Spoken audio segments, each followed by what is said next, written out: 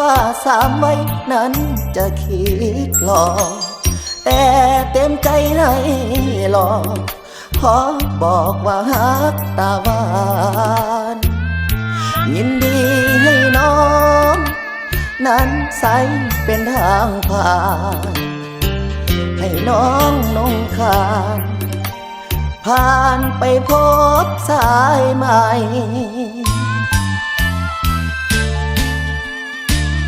หูมาตั้งนา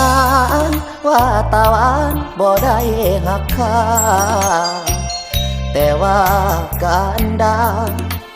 มาพักใจกับสายยามเจ้าผิดหวังก็มานั่งให้ข้าปลอบใจพบสายคนใหม่ก็ไปให้ความเมตตายอดสูงอายนี่หูแก่ใจวันหนึ่งน้องคงต้องไปจากใจคนจนดังข้าบ่มีใครดอก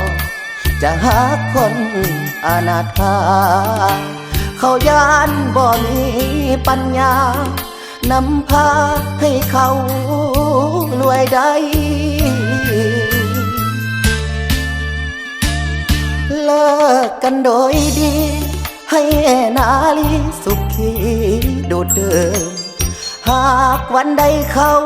ลืมน้ำตาซึมให้นึกถึงสาย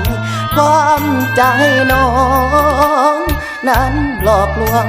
ต่อไปหากน้องต้องมองไม่มาพักใจที่สายคนเดิม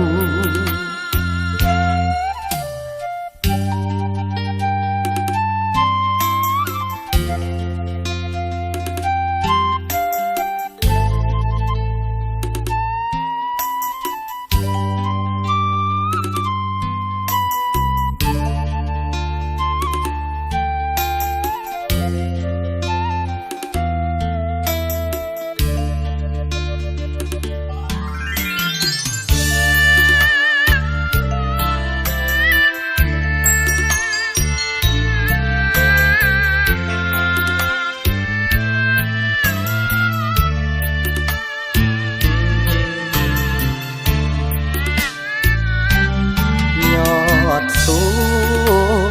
อายนี่หูแก่ใจวันหนึ่งน้องคงต้องไปจากใจคนจนดังข้าบ่มี